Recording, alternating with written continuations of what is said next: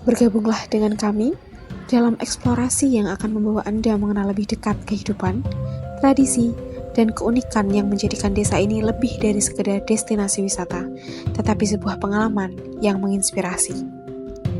Selamat datang di Desa Timpik, sebuah desa wisata budaya yang mempesona, di mana tradisi hidup berdampingan dengan modernitas, dan cerita-cerita leluhur terus mengalir dalam setiap langkah masyarakatnya. Bergabunglah dengan kami dalam eksplorasi yang akan membawa Anda mengenal lebih dekat kehidupan, tradisi, dan keunikan yang menjadikan desa ini lebih dari sekedar destinasi wisata, tetapi sebuah pengalaman yang menginspirasi.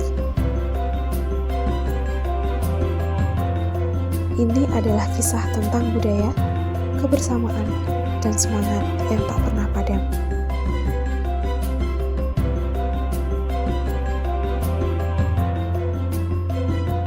Kami perkenalkan Balai Desa kami, tempat di mana perangkat desa bekerja mewujudkan kemajuan, cita-cita, dan kesejahteraan warganya.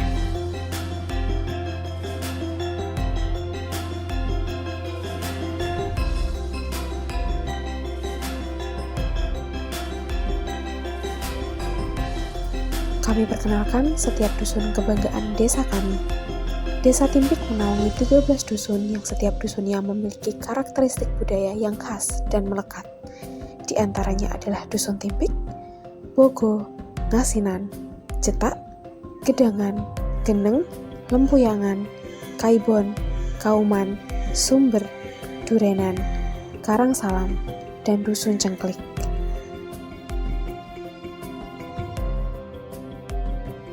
Di balik setiap jalanan dan setiap senyuman, ada cerita yang terus hidup, warisan budaya yang terus berkembang, dan keindahan alam yang tak lekang oleh waktu. Desa ini bukan hanya tempat untuk dikunjungi, tetapi tempat untuk merasakan, belajar, dan menghidupkan kembali tradisi yang telah ada sejak dulu.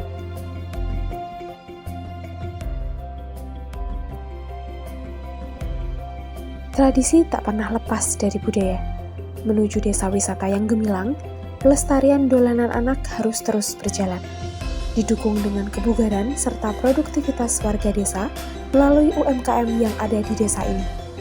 Kami perkenalkan UMKM Kebanggaan Desa kami sebagai salah satu penyongsong ekonomi Desa Timpik.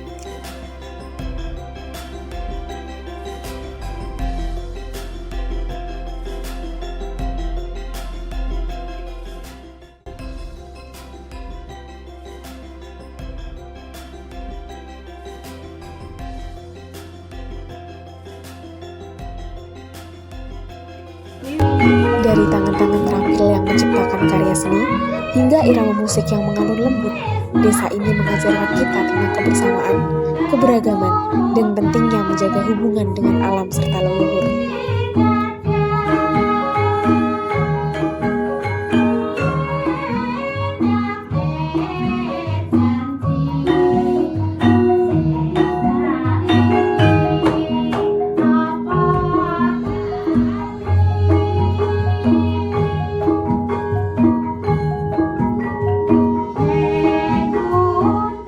Kami perkenalkan Bapak Warsito, budayawan dari Dusun Bogo.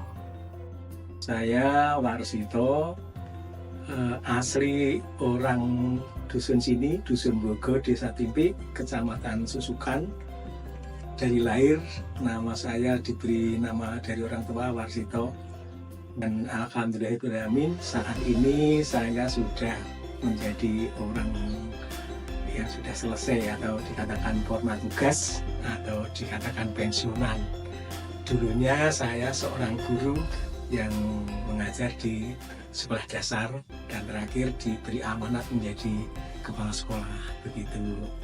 Karena sudah purna, kesibukannya ya supaya bermanfaat saja untuk masyarakat, mengabdi di masyarakat sesuai dengan bidang yang saya kuasai, terutama di bidang pendidikan dan juga di sedikit tentang kebudayaan.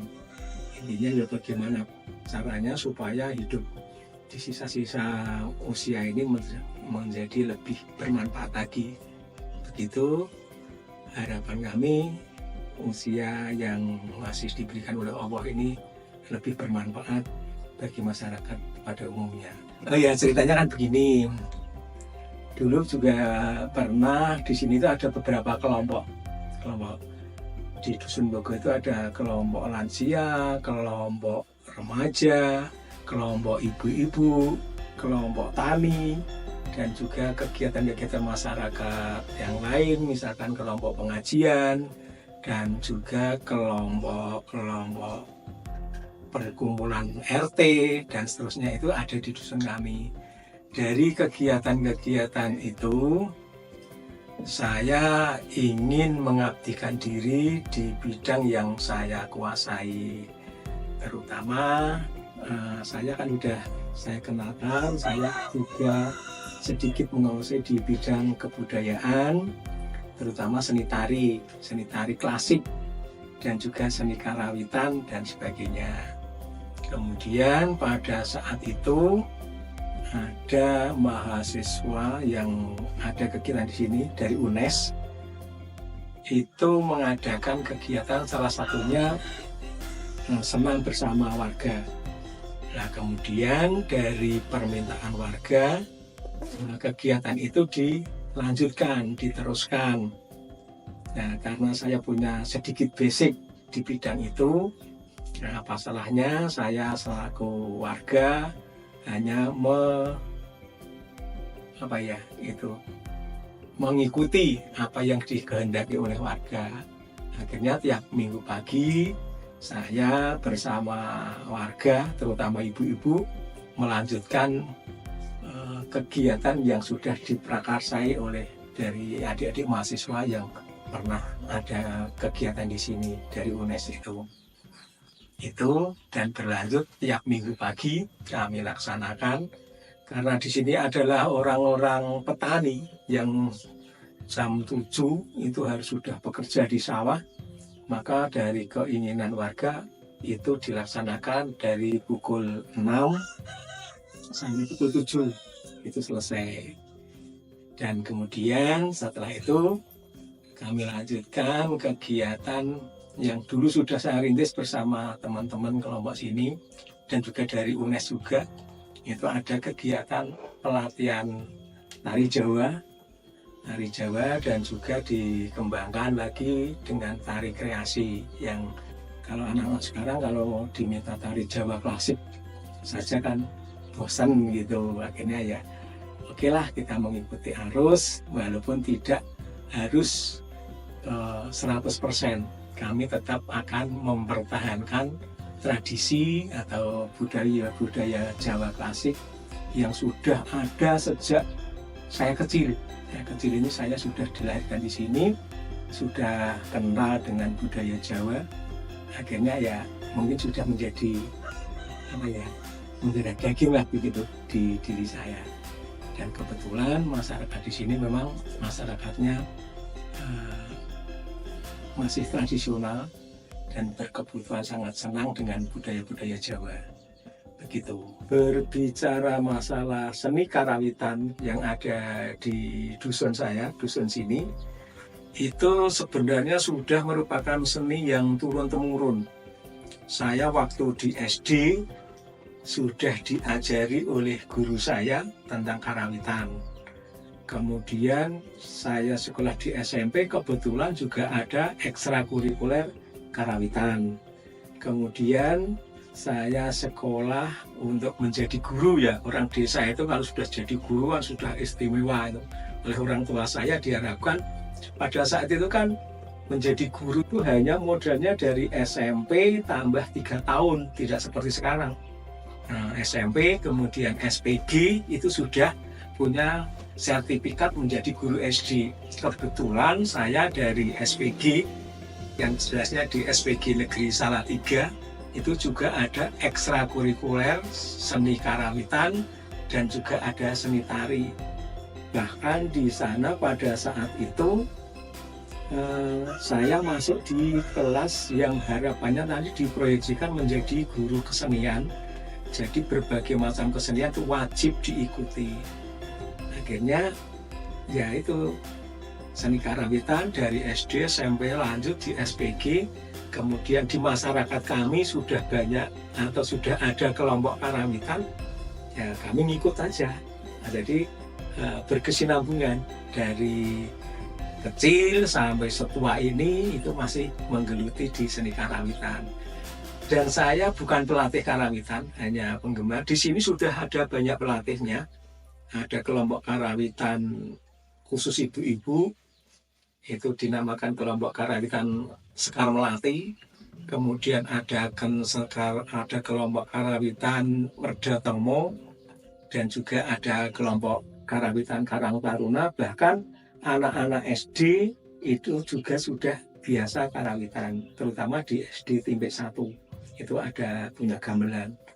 Nah, bicara dengan gamelan, berarti di sini ada tiga pos latihan karawitan itu. Pertama di SD ada, kemudian di tempatnya Pak Sahid atau Pak Sekdes, kemudian di tempatnya Pak Sungadi Hadiwardoyo. Jadi di sana ada karawitan, ada gamelan Slendro Pelok komplit yang masyarakatnya sudah biasa nabuh, bahkan tanpa latihan pun ayo kita main karawitan terjadi. Kecuali kalau ada mungkin lagu baru atau istilahnya gending baru, itu baru latihan. Tapi orang-orang yang sudah klasik itu kan sudah di luar kepala. Ibaratnya kita hafal lagu apa itu sudah hafal, notasinya apa itu sudah hafal. Begitu. Hanya kadang-kadang yang lansia itu sulit dikembangkan untuk menjadi yang lebih modernisasi. Tapi yang muda-muda ini karawitan dengan lagu-lagu yang kekinian itu dilakukan. Dan saya hanya terlibat senang saja, penggemar, sedikit penggiat, tapi bukan pelatih, begitu. Karena pelatihnya sudah ada sendiri. Bahkan kadang-kadang semua menjadi pelatih bisa, begitu yang terjadi di kampung kami ini. Pengembangan seni karawitan itu dari tahun ke tahun memang ya ada pasang surutnya, Mas. Ada pasang surutnya, namanya masyarakat ya. Di masyarakat itu kalau pas nganggur, tidak banyak kerjaan, ibaratnya pekerjaan di sawah itu sudah selesai, itu ya jalan. Kemudian kalau ada hajatan yang membutuhkan itu, jalan lagi. Tapi kalau pas ada kegiatan-kegiatan banyak pekerjaan itu ya kadang-kadang tidak latihan dan sebagainya. Tapi sebenarnya kan setiap minggu itu ada kegiatannya. Contohnya kalau di Sekar Melati itu mengambil waktu malam minggu, kemudian yang Merda Tomo itu mengambil waktu malam Rabu. Kemudian kalau yang anak-anak itu ya suka-suka aja, kadang-kadang ayo ngumpul, kita latihan, kita main-main gitu. Bahkan orang dari luar kampung itu pun banyak yang juga ikut nimbrung, akhirnya ikut nimbrung karawitan di sini. Itu yang ada di Dusun Bogo. Kemudian untuk diketahui juga bahwa karawitan yang dulu itu tidak hanya sekedar karawitan. Dulu di sini ada seni wayang orang. Bahkan ada seni wayang orang yang diiringi karawitan. Karena dulu ada tokoh dari Solo, Surakarta, yang dapat istri orang sini, dan dia juga mungkin ada darah keratonnya juga. Itu membawa seni wayang orang, Mas, ke sini. Membawa seni wayang orang, akhirnya terjadi itu. Warga sini sudah familiar dengan tokoh-tokoh wayang dan sebagainya ini. Kemudian semakin berkembangnya budaya, wayang orangnya dikatakan sudah tidak ada, atau gulung tikar ya, atau penggemarnya itu sebenarnya masih setelah ada televisi. Dulu kan nggak ada televisi ya, di tahun-tahun 70 itu belum ada televisi di sini. 70 bahkan tahun 80 itu satu kampung televisi satu, ya hiburannya ya sambil menghibur diri, menghibur masyarakat, main wayang orang, main gamelan dan sebagainya. Kemudian dari sisa-sisa wayang orang tadi, akhirnya kan mati ya, wayang orangnya mati. Kemudian tapi kan darah budaya masyarakat di sini kan, di wayang orang kan identik dengan seni tarian. Nah, akhirnya yang masih bisa dikembangkan itu seni tarinya. Nah, itu sebenarnya sisa-sisa dari wayang orang. Kemudian wayang orang kan sangat susah ya, harus seni dramanya bagaimana. Akhirnya pernah di sini, yang penting seni tarinya muncul yang namanya seni kuda lumping atau katakan reog, sarang kepang di sini.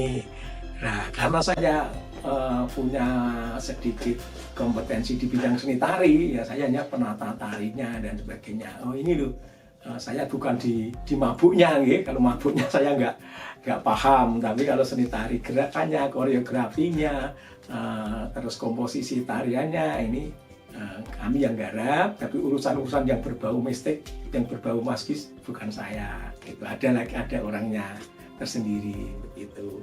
Itu peralihan dari wayang orang, kemudian ke seni reog, kemudian ya kita mengembangkan seni-seni yang tradisional begitu yang terjadi di Dusun Bogo sampai saat ini. Oh ya, gamelan dusun kami, Mas, Dusun Bogo ini tadi saya ceritakan ada 3 titik tempat latihan karawitan. Yang pertama tadi yang untuk anak-anak kan masih di SD tingkat 1 ya, di SD tingkat 1. Jadi embrionya masih di SD tingkat 1. Kemudian yang remaja dan ibu-ibu muda itu di tempatnya Pak Sekdes, yang satu lagi di tempatnya Mbah Sungadi Adiwardoyo. Tentang sejarah gamelan, kalau saya mengambil yang paling tua dulu di gamelannya Mbah Sungadi Adiwardoyo itu adalah bisa dikatakan gamelan pusaka. Gamelan pusaka ini mungkin sudah berapa puluh atau sudah ratusan tahun mungkin dibuat ya. Itu berbahan perunggu. Di sana ada slendro, ada pelok. Nah, slendro itu ya larasnya slendro, pelok larasnya pelok. Gitu. Kalau pakar-pakar karawitan tahu nih. Kalau saya terangkan panjang lebar di sini menghabiskan waktu nanti ya. Kemudian kalau gamelan yang duanya itu bahannya besi campur kuningan aja, jadi tidak perunggu. Kalau perunggu itu mahal banget, gitu. Mahal ratusan juta, gitu. Gongnya saja itu bisa mencapai berapa puluh juta itu. Kalau yang besi atau besi ini perunggu, besi campur kuningan itu satu perangkat itu ya 50 jutaan sampai 100 juta itu sudah satu set. Tapi kalau yang perunggu punya Mbah Sungadi Adiwardoyo itu gamelan mahal, jadi bisa dikatakan gamelan pusaka. Tidak sembarang orang boleh menabuh ya, bahkan ada etikanya juga, etika tentang bagaimana memperlakukan gamelan. Contohnya tidak boleh dilangkai atau dilompati gitu. Ya, itu salah satu contohnya. Kalau dikatakan pusaka gamelan keramat boleh juga nih, itu di kepercayaan Jawa masih ada begitunya. Tapi yang gamelan yang dua ini sudah gamelan gagrak, sekarang nggak ada masalah. Nah, karawitan ini kalau secara kasat mata dilihat secara langsung kan hanya sekedar kesenian ini ya, kesenian didengarkan. Tapi filosofi yang ada di dalamnya sebenarnya kita mempersatukan dari berbagai unsur ya. Karawitan ini kalau kita lihat gamelannya itu kan macamnya banyak. Ada yang kecil dari sampai yang besar. Tapi dimainkan secara bersama-sama akhirnya menjadikan irama yang indah. Begitu. Jadi kemudian dari pemainnya juga menjadi bisa saling menghargai, kan tidak serta-merta oh saya sudah hafal notnya, kita nabuhnya harus sekeras-kerasnya dan sebagainya. Bagaimana akhirnya bisa melatih secara tidak langsung, melatih pengendalian diri juga, oh saya harus tepo seliro istilahnya gitu dengan teman yang lain dan sebagainya. Dan juga ada pemimpin di itu Iromo karawitan kan pengendangnya nih. Pamurbo Iromo itu kendang. Kapan harus cepat, kapan harus lambat, kapan harus keras, kapan harus lemah, kemudian kapan harus berhenti bersama-sama. Nah, kemudian di dalamnya pun juga banyak sekali aturan-aturan bagaimana duduknya, sikap duduknya yang bagaimana. Jadi tidak asal duduk, kemudian bagaimana sikap meletakkan gamelannya dan sebagainya. Jadi selain kita melatih gamelannya, di dalamnya juga kita melatih etika, budi pekerti dan sebagainya itu. Tapi ini tidak kita sampaikan kepada para peserta ya. Tapi ini secara tidak langsung kita kan akhirnya jiwanya menjadi lebih halus, kemudian lebih bisa mengendalikan diri, saling menghormati dan sebagainya. Kemudian itu kalau secara iramanya, secara orangnya kan juga begitu. Kalau sudah komitmen latihan malam minggu yang hadir tidak komplit, ya jalan tapi kan tidak kompak. Maka kita juga mendidik atau harus bagaimana menghormati apa yang sudah disepakati begitu. Kalau bahkan di seni karawitan yang kelas remaja atau ibu-ibu muda kan ada itu kan pelatihnya juga sering menciptakan lagu-lagu yang sesuai dengan zamannya.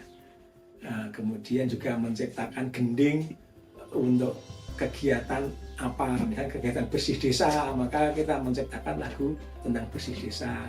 Kemudian gending-gending tentang desa Timpe itu juga diselipkan juga. Tapi secara rutin itu belum, jadi hanya diciptakan pada saat ada kepentingan khusus gitu. Kemudian yang memperkenalkan apa yang ada di desa Timpe, memperkenalkan alamnya, kemudian tentang budayanya. Jadi gending itu diciptakan, misalkan bersih desa ya kita mencatatkan ada gending bersih desa.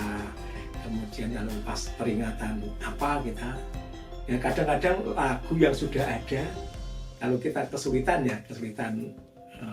dikejar waktu, lagu yang sudah ada kita ganti syairnya disesuaikan dengan kebutuhan atau situasi kondisi yang akan kita adakan begitu. Ya kalau tadi ya di Dusun Bogoy tadi kan kelompoknya ada 3 kelompok.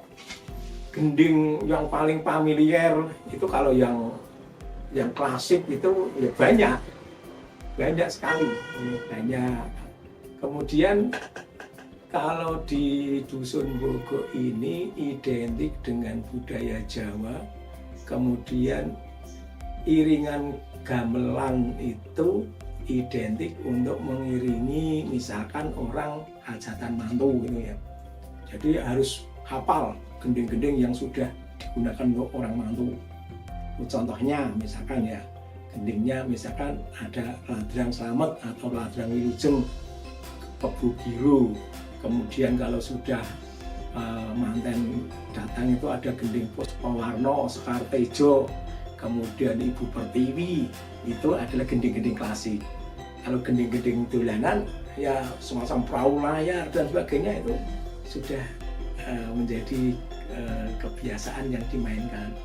Kemudian gending-gending yang bernuansa bernuansa sekarang itu yang irama cepat itu misalkan Tombo Kangen dan sebagainya itu sudah menjadi sesuatu yang sering dimainkan. Kemudian saya sebagai generasi tua sebenarnya tidak begitu khawatir akan punahnya seni tradisi ya, khususnya di dusun kami. Tapi pesan saya untuk pemuda-pemuda yang mungkin di lain sana, harapan kami budaya Jawa itu jangan ditinggalkan. Budaya Jawa itu budaya yang adiluhung. Sebenarnya kalau dipelajari filosofinya, banyak sekali nilai-nilai moral yang terkandung di dalamnya. Kemudian untuk generasi penerus, harapan kami sebagai generasi tua jangan ditinggalkan budaya Jawa, khususnya karawitan, seni tari, sampai juga mungkin pedalangan, seni wayang, karena sebenarnya itu luar biasa. Kalau kita mempelajari gamelan, ini nada-nadanya itu sudah sangat macam-macam nih. Kalau misalkan kita bandingkan dengan band itu mungkin personelnya 5 saja cukup. Kalau karawitan kan belasan nih, belasan seperti konser. Kalau ibaratnya konser, Belanda saja orang-orang luar negeri kalau belajar gamelan itu kan notasinya macam-macam. Notasi, misalkan notasi bonang bagaimana, notasi saron bagaimana, notasi rebab gender itu sudah punya notasi sendiri-sendiri walaupun dalam satu lagu. Satu lagu itu notasinya macam-macam. Nah, maka dari itu memang boleh dikatakan agak rumit. Tapi dengan kekayaan itulah, mari generasi muda jangan ditinggalkan itu. Itu orang luar negeri saja belajar karawitan.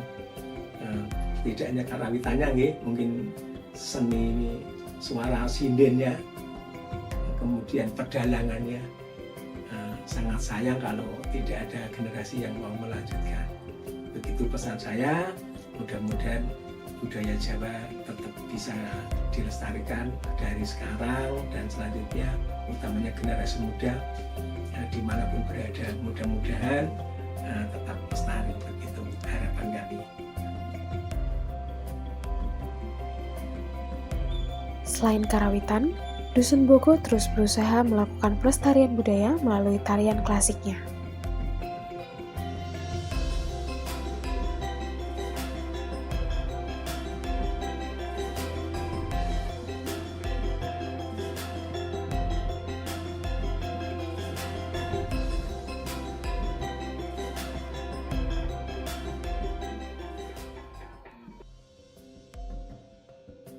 Budayawan selanjutnya, kami perkenalkan Mbah Sungadi.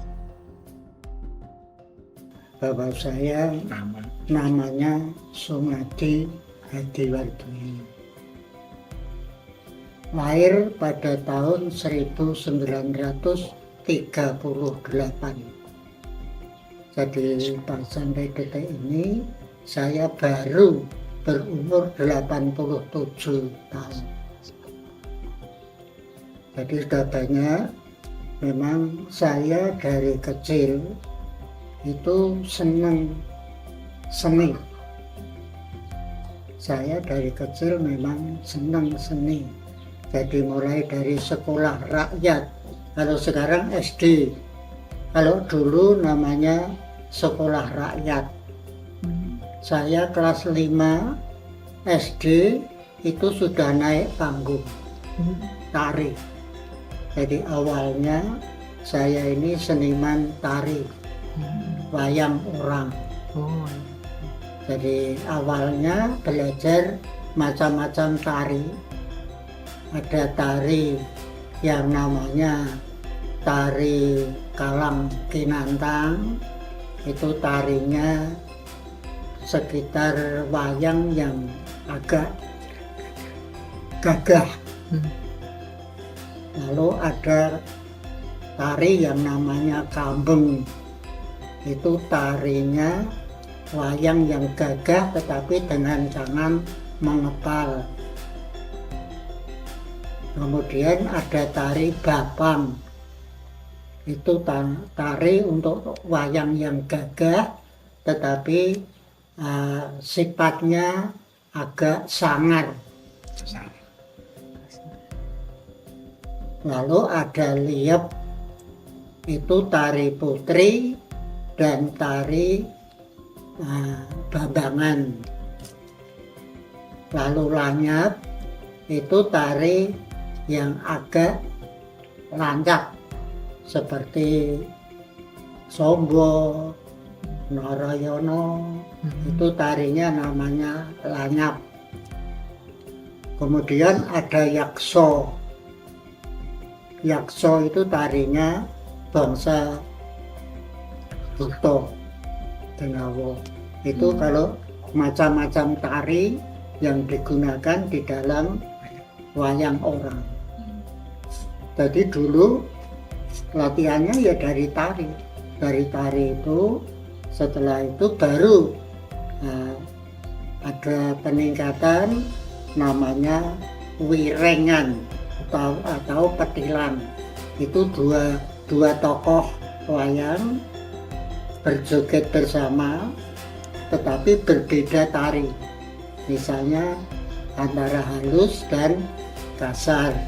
Jadi dia menggunakan tari halus, yang satu menggunakan tari kasar. Itu dulu namanya wireng atau petilan. Misalnya itu ada Wibisono Indrajit, itu ada petilan.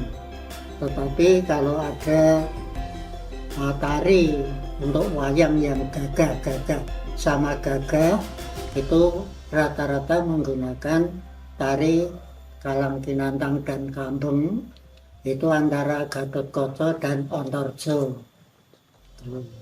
Antara lain itu. Kemudian tari Bambangan Cakil yang sampai sekarang masih banyak dikembangkan, itu hanya Bambangan Cakil. Tapi kalau tari-tari yang lain itu sudah tidak, kecuali kalau tari-tari satu orang, misalnya tari apa itu, kiprahnya Gambirano, kiprahnya Gatotkaca Gandrung, itu tari seorang. Nah itu Pak Warsito itu gudangnya, itu kalau tari-tari itu Pak Warsito gudangnya. Nah jadi saya itu awalnya itu seniman tari, kemudian meningkat menjadi ikut grup wayang orang. Nah dalam saya umur SMP-an, yang dulu saya sekolah guru, namanya SGB, dulu SGB. Di situ pun saya juga diberi pelajaran tari. Kebetulan saya sendiri dari rumah sudah membawa itu, dari masyarakat itu sudah membawa macam tari itu, lalu di sekolah diperdalam oleh guru tari di sekolahan, sehingga pada waktu itu saya memang senang nari. Akhirnya setelah saya di SGB itu pun mengadakan pentas wayang orang, sudah mulai pentas wayang orang, dan ditonton oleh semua sekolah SMP, SMA di Salatiga. Jadi panggungnya itu di SGB yang sekarang SMP 2 mungkin. SMP berapa ya? SMA 3. SMP 3 ya? SMA 3. Oh, SMA 3. Yang sekarang SMA 3. Itu dulu SGB. Nah di situ dulu membuat panggung di dalam bangsal, yang dulu bangsal itu, sekarang entah untuk apa saya enggak tahu. Itu lalu itu dari semua sekolahan di Salatiga itu digilir per hari melihat pentas panggung wayang orang dari SGB 1 Salatiga. Ya kebetulan saya sendiri sebagai orang yang diutamakan di dalam panggung itu, karena sudah banyak menguasai teknis-teknis wayang orang. Nah, kemudian setelah saya keluar dari guru, saya tetap masih belajar seni, terus melaksanakan kegiatan itu, wayang orang. Itu mengikuti wayang orang sambil saya pada waktu itu tahun 64 itu kursus pedalangan. Tahun 64 saya kursus pedalangan di Salatiga. Jadi saya mulai belajar dalang. Tapi itu masih dalam kegiatan, dan saya dengan kakak saya bersama-sama tiap malam apa itu. Jadi malam ke Salatiga sampai sini pulang pergi itu malam naik sepeda ontel. Kemudian setelah itu dikatakan karena itu hanya kursus kursus yang membuka itu perorangan, seperti perorangan bukan sekolahan, sehingga tidak ada istilahnya itu ijazah, tidak ada ijazah. Akhirnya ya kakak saya terus berlanjut naik pentas wayang kulit, panggung wayang kulit, tapi saya belum, karena ya saya masih banyak kegiatan di luar itu, terutama wayang orang, malah ada ketoprak, itu saya juga mengikuti. Jadi banyak sekali kegiatan-kegiatan seni yang saya ikuti. Nah akhirnya setelah makin lama itu saya sudah umurnya sudah makin tua, sekitar sudah 40-an tahun, umpamanya saya nari di panggung itu kelihatannya sudah tidak pantas lah. Akhirnya saya naik panggung ke pedalangan wayang kulit. Nah, di sini kemudian saya mulai mayang. Awal-awal itu di dusun itu kan banyak kegiatan metri dusun ya. Tiap metri dusun itu kita pentas. Dalangnya ya kalau dusun di sini dulu ini banyak yang mengikuti saya latihan mayang. Sehingga pada waktu metri dusun tiap tahun wayangan, tapi dalangnya sendiri. Jadi tidak nanggap, sehingga bisa tiap tahun wayangan pada waktu itu. Hanya nanti beberapa tahun sekali itu mendatangkan dalang dari luar. Dan juga saya pernah diminta dalang di dusun situ Ngasinan, dulu di Tawang juga sudah pernah. Kemudian sampai keluar ke arah gunung daerah Tengaran, sana sudah pernah. Di Tanggap saya juga sudah berkali-kali, tetapi akhir-akhir ini karena anak saya itu banyak, 6 orang, semua membutuhkan pendidikan. Lalu kalau saya itu banyak kegiatan dalang, usaha ekonomi saya itu jalurnya pertanian, karena saya itu menjadi guru hanya sampai tahun 65. Karena saya itu aktif dalam bidang tari, sehingga banyak yang mengatakan bahwa saya ini orang yang pada waktu itu ramainya itu orang PKI ya, itu tahun 65 peristiwa G30 PKI itu. Nah, saya katut gitu, katut karena saya dulunya ikatan guru Marhenis. Guru Marhenis itu guru yang in order-nya PNI, jadi pengikutnya Bung Karno saya. Saya dulu itu pengikutnya Bung Karno. Kemudian pada tahun 65 ada perubahan, semua guru harus masuk PGRI. Nah, saya dulunya sebagai anggota Ikatan Guru Marhenis, kemudian masuk PGRI, didaftar. Jadi saya tidak masuk, didaftar. Yang daftar itu PGRI-nya itu ada 2. PGRI yang satu dengan yang satu pada waktu itu karena perbedaan politik, akhirnya saya didaftar pada PGRI yang dinyatakan terkena underbo-nya PKI, katanya gitu. Akhirnya saya kena dipecat, ikut dipecat. Padahal saya tanda anggotanya itu tanda anggota Ikatan Guru Marhenis. Saya pengikutnya Bung Karno pada waktu itu. Tapi juga kena. Akhirnya setelah itu saya mengikuti kegiatan di luar, dan saya tidak pada waktu itu saya pernah dipanggil ke tempat pemeriksaan antara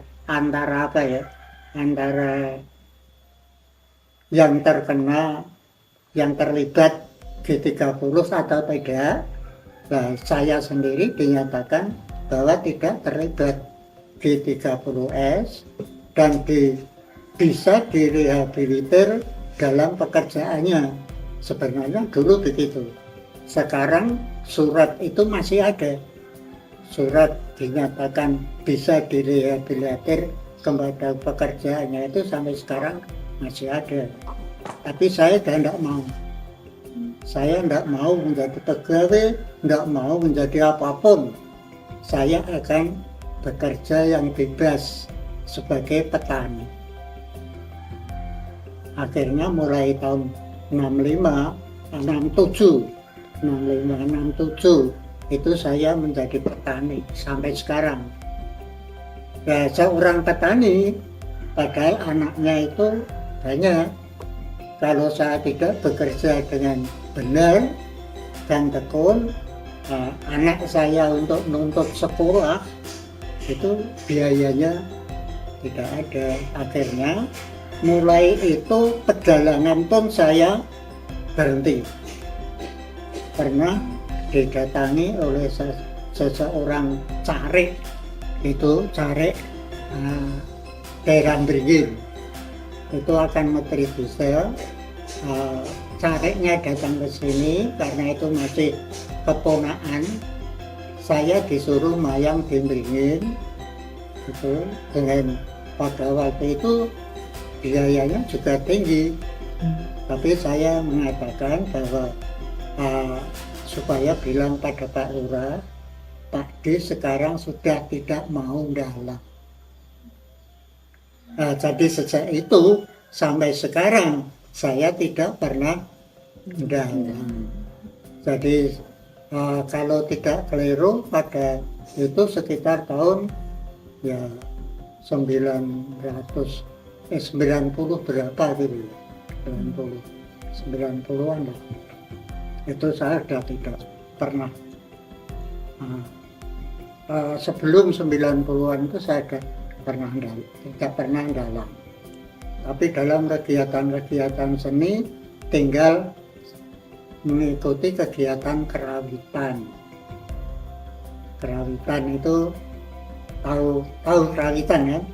Itu nabuh gamelan itu namanya kerawitan. Itulah sejarah saya di dalam mengikuti kegiatan seni, sehingga sekarang ini dikatakan bahwa saya ini budayawan yang sudah tua, yang sudah lama mengikuti kegiatan seni budaya itu. Karena memang benar saya sudah lama, tapi tidak kontinu, tidak kontinu. Sehingga walaupun sudah tua, sudah lama, tetapi kegiatannya ya tidak sempurna lah, tidak sempurna. Inilah sekedar riwayat hidup saya yang saya dikatakan budayawan tempe itu, tapi sebenarnya ya hanya seperti itu saja. Hanya yang sampai sekarang masih berjalan yaitu karawitan, nabuh gamelan. Kebetulan di sini ada gamelan. Jadi kalau sekarang di tempatnya Pak Carik juga ada, itu gamelannya desa. Tapi kalau ini itu gamelannya saya sendiri sejak lama. Awal mula karawitan Bogo itu ya sejak saya menjadi dalang. Jadi sudah ada sejak tahun 70-an. Tahun 70, 80-an itu sudah ada. Namanya sudah bergonta-ganti. Banyak sekali nama kekumpulannya. Jadi karawitan Bogo ini sudah ada sejak lama. Sebelum itu pun sudah ada. Sebelum itu sudah ada. Jadi Bogo itu sejak Warsito ini belum ada. Ini sudah ada gamelan, sudah ada karawitan. Jadi sejak ayah saya di sini itu sudah ada karawitan. Hanya namanya itu hanya kegiatan kegiatan sampingan, sehingga kadang-kadang mati. Seperti sekarang di sini juga begitu. Tapi nanti suatu waktu itu kembali lagi. Kemudian beberapa tahun berjalan, lalu mati lagi. Kemudian hidup lagi, mati, hidup. Namanya kegiatan massa ya, kegiatan masyarakat. Jadi kalau masyarakat itu sibuk bekerja ya, itu dikesampingkan.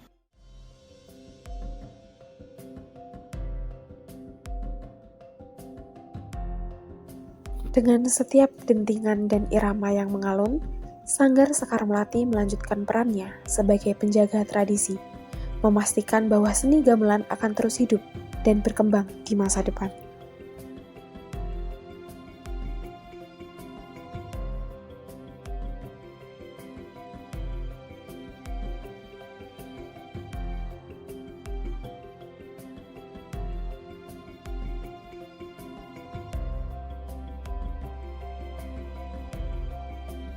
Bapak Iksan, penari angguk. Oke, nama saya Ihsan, Ihsan, sering dipanggil nama lengkapnya Ihsan.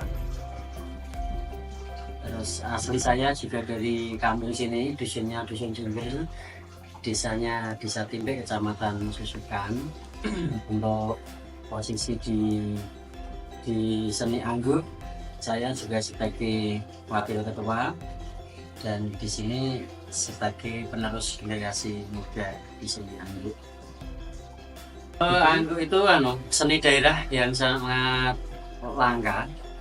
Dulu hadir itu sekitar tahun 80-an atau bahkan sebelum ya. Kalau saya kan lahirnya 80-an. Itu aku mau bertanya nih. Sejarah dari angguk. Angguk itu tari untuk apa itu? Untuk membawa agama Islam. Pada zaman dahulu, bagaimana penyebaran agama Islam itu dimasukkan dengan budaya. Jadi salah satunya adalah seni tari angguk. Mengenai arti, kalau seni angguk kan pada dasarnya basicnya itu adalah Islami. Jadi nilai luhurnya memang membawa nilai-nilai untuk keagamaan. Seperti contohnya dalam lagu yang dibawakan itu juga sholawat. Terus gerakan-gerakan itu juga ada yang seperti gerakan ibadah sholat kalau di agama Islam. Jadi angguk itu nilai luhurnya sangat mengena ke keagamaan. Kalau angguk setahu saya tetap di Pulau Jawa. Kalau di mana-mananya kurang tahu pastinya. Tapi Pulau Jawa itu identik dengan tari angguk, karena angguk sendiri itu ada berbagai macam istilah. Ada nama maksudnya. Ada angguk, ada rodat, ada juga kuntulan. Itu dalam bentuk aplikasi musik yang sama, tari dan musik yang sama. Tapi ada yang namakan kuntulan, ada yang namakan rodat juga. Untuk alat, karena ini adalah jenisnya tari dan juga musik, di panggung atau di musiknya itu ada rebana, tabur rebana seperti alat Jawa itu, dagelan, terus ada jidor, Terus itu saja untuk alatnya. Terus untuk alat tari itu zaman dahulu masih identik ke anak sekolah. Jadi peserta tari itu membawa seragam sekolah. Kalau dulu SMP berarti celana biru, kaos kakinya panjang seperti bola itu, terus pakai kacamatanya hitam, terus kipas. Itu alat-alat yang dipakai, kipas. Nah, itu tadi seperti yang saya sampaikan, gerakannya ada yang seperti sholat, nanti ada yang seperti ruku, kembali lagi tidak, terus ada lagi gerakan baris berbaris, karena dahulu ceritanya itu masuk di masa kolonial Belanda. Ini kan ada yang mirip, bahkan dulu ada yang seragamnya mirip pakai prajurit itu, ada topi prajurit Jepang atau apa itu saja. Kalau pesan nanti takutnya pemuda milenial sekarang kan agak kurang masuk, cenderung ke budaya. Nah, harapan saya itu pemuda juga bisa nguri-nguri budaya, artinya ini warisan leluhur itu bisa tetap diingat, bahkan diaplikasikan dalam masa-masa kekinian. Artinya jangan sampai dengan adanya budaya-budaya baru seperti dance, terus tarian yang lain-lainnya itu, untuk bisa mencintai seni anduk yang ada. Kami perkenalkan tari reok Sekar Jati Husodo, kebanggaan Desa Timpik.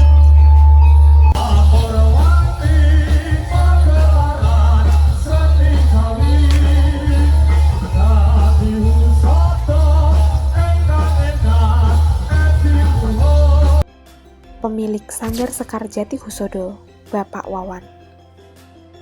Nama saya Eko Pratsiawan. Kalau di dunia seni biasanya saya dipanggil Wawan Pukul. Kronologi ataupun latar belakang saya masuk ke dunia seni itu sebetulnya apa ya, intinya cuma hal mudah. Saya tuh cuma meraba-raba ingin ingin mengajarkan satu teknik Jawa kepada anak-anak, khususnya di wilayah saya. Sejak saya itu berdiri sejak tanggal 2 Mei 2013 kalau tidak salah. Akhirnya saya terjun ke dunia seni, mendirikan Sanggar Seni Sekar Jati Husodo. Saya mengumpulkan anak-anak kecil untuk saya ajari tari seperti itu. Atau bahkan cuma iseng dulunya itu.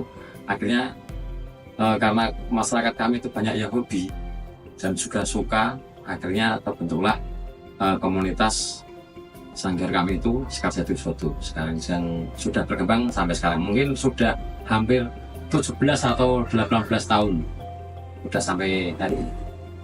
Untuk acara di Balai Desa kemarin, untuk acara Timpik Bersinar atau Timpik Bebas dari Narkoba, itu sebenarnya ada salah satu tarian yang sebagai ikon untuk kecamatan wilayah Susukan, yang itu adalah tarian keprajuritan yang kemarin itu menceritakan tentang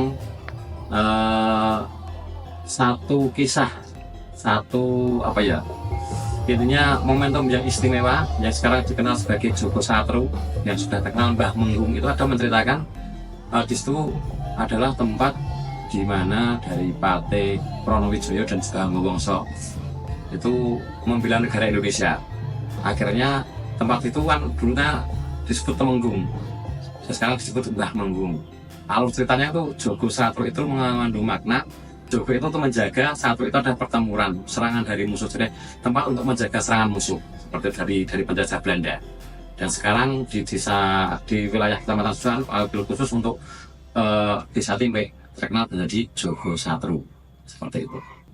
Untuk menghasilkan suatu kreasi tari itu, kita harus memiliki satu alur cerita dulu. Kita membuat alur cerita dulu. Alur ceritanya bagaimana, baru nanti kita menentukan bagaimana gerakan itu dan juga alur musiknya yang akan kita mainkan di situ. Dan juga harus setiap satu gerakan atau satu tarian itu harus mempunyai makna tersendiri atau cerita tersendiri seperti itu. Setahu saya itu pertama dari kostum. kostum, karena untuk kesenian reok campur sari sekarang itu adalah kostumnya yang cukup mewah, megah. Kedua, dari unsur musiknya. Terus ketiga, gerakannya yang bervariasi, itu akan membuat segenap penonton itu tersipu atau ingin mengerti, ingin lebih dekat, ingin mengetahui, oh seperti itulah, yang itu yang bisa menimbulkan atau menciptakan suatu desa menjadi desa wisata ataupun desa yang penuh bermakna, intinya seperti itu. Untuk Sanggar Sekar Jati Wisodo itu kita berdiri sejak tanggal 2 Mei 2013. Jadi berkisar sekarang sampai sekarang pun sudah berkisar sekitar 17 atau 16 tahun. Nah, cara saya merekrut anak-anak itu, pertamanya saya tuh membuat gerakan, terus saya ajarkan anak-anak satu orang tok. Akhirnya kita ada anak yang suka, dia masuk ke sini pengen latihan. Dan setiap latihan itu kita berdurasi sampai 1 jam. 1 jam. Kita jadwalkan latihan itu setiap hari Sabtu sore sama malam Minggu. Kalau untuk anak-anak itu biasanya sehabis jam 4 sore. Tapi kalau untuk yang dewasa itu sehabis Isya. Itu jam 7 sampai jam 12 malam. Seperti itu. Dan cara menarik mereka itu, kita menyiapkan segala propertinya seperti kostum dan yang lainnya itu sudah dari kami. Jadi untuk yang ikut di paguyuban Sanggar Sekar Jati Wisodo, kita tidak pungut biaya pun ataupun untuk menyediakan sendiri, seperti itu.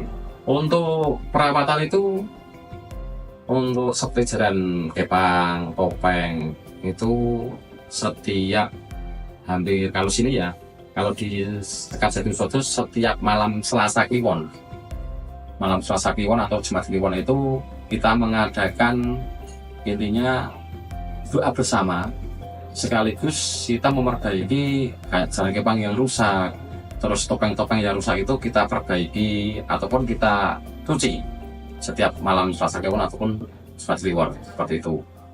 Terus untuk alat-alatnya sendiri itu kebanyakan kita buat sendiri, sampai ke kostumnya kita buat sendiri. Kita membuat sketsa kayak terlihat buat sendiri.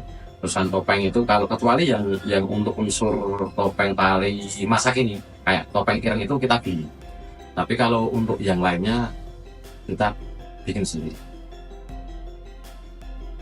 Yang jelas untuk saya pribadi, pengalaman saya pribadi, karena saya juga berkecimpung dalam seni budaya, saya itu ingin merekrut teman-teman ataupun anak-anak ataupun ya kalangan warga masyarakat yang suka dengan kesenian, biar di Desa Timpik ini bisa menjadi suatu desa yang istimewa dan juga desa yang seni. Makanya saya membuka penuh, merekrut penuh untuk semua anggota yang ingin masuk ke Sanggar Seni Sekar Jati Wisodo. Kita tarik semuanya, kita fasilitasi dan tanpa kita pungut biaya untuk menjaga kelestarian seni budaya di Desa Timpik. Pesan saya buat teman-teman untuk segenap warga Desa Timpik ataupun untuk kalangan anak remaja, yang jelas basa Jawa ini, wong Jawa iki saiki wis ilang karo Jawa ini. Paribasan kedung jero kena dijajaki atine manungsa sapa sing ngerti. Marilah kita ciptakan suasana seni itu, mencintai seni itu jangan sampai seni tradisional yang kita itu diklaim orang lain ataupun dimiliki oleh negara lain. Intinya seperti itu.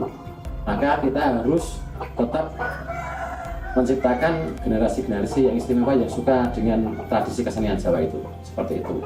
Kita membangun bersama, jangan dijadikan ajang untuk pamer ataupun sebagai ajang untuk intinya menyombongkan diri. Kesenian itu adalah untuk merangkul semuanya, menyakup semuanya, dan untuk kebersamaan semuanya. Seperti itu. Terima kasih.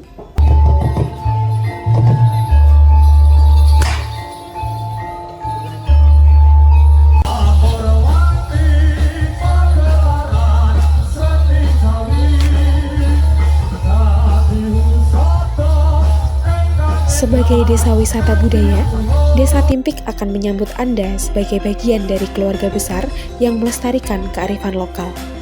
Di sini, setiap langkah adalah perjalanan untuk merasakan hidup dalam harmoni dengan masa lalu, kini, dan masa depan. Desa ini akan selalu menyambut Anda dengan tangan terbuka, menantikan kisah-kisah baru yang akan terus berkembang di setiap sudutnya.